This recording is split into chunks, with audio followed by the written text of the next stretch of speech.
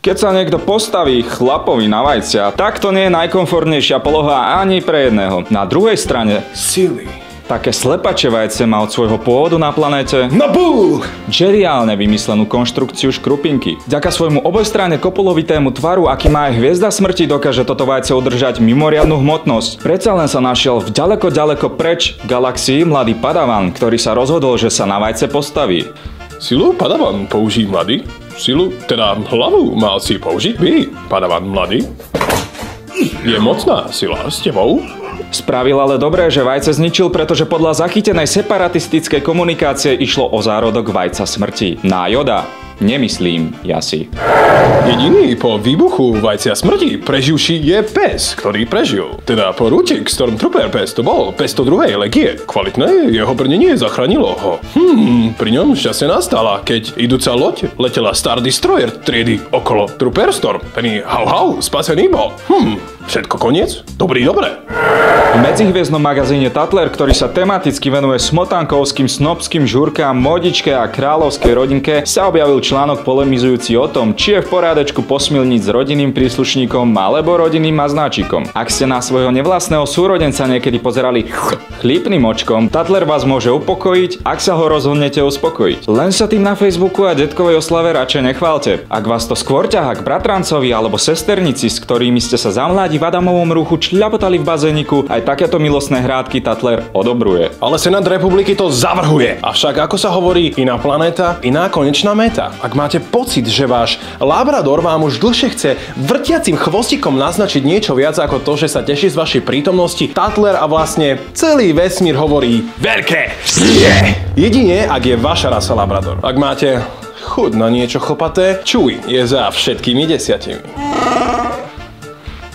Sugar Daddy je pripravený na aktívnu službu. Preťahnem ťa na temnú stranu. Stoj! Dnes som sa už poskávala s bratom. Nehroďme to.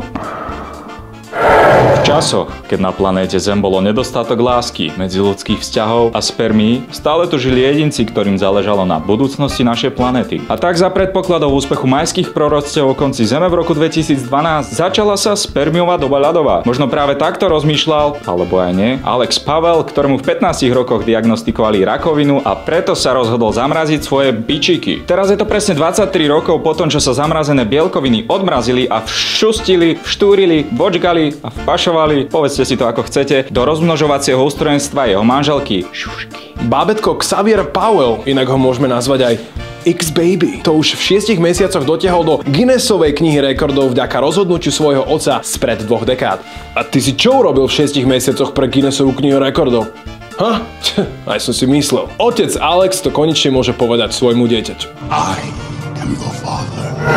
Poznáte ten pocit, keď vám dojde šťava vo vašom telefóne alebo X-Wingu? My tiež. Práve preto sme radi, že okrem ropy a elektriny máme v budúcnosti šancu využiť aj rôzne alternatívne palivá a to močovinku. Vedci z Bristol Bioenergy vynašli ponožky, ktoré fungujú na báze mikrobiálnych palivových buniek, ktoré cirkulujú počas toho, ako kráčate a tak nejako to má fungovať. Mistře Jodo, ako teďkom nám práve došla ropa v celé galaxii. Co máme ako delať teďkom? Nachcát do sandálu musíš ty. Jo, tak ja to teda skúsim.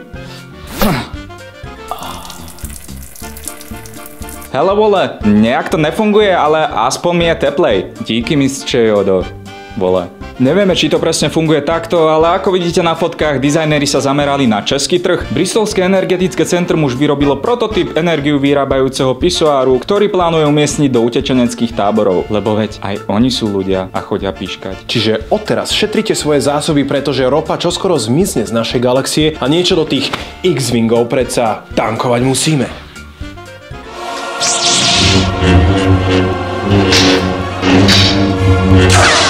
Lístky sú moje! Zabudni! Ja pôjdem do Cinemaxu na Star Wars! No, tak sa dohodnime, jeden tvoj, jeden môj. Ja žiadne kompromisy robiť nebudem, ja idem do IMAXu! Ovládla ma chuť na výborné pukance a skvelé nachos!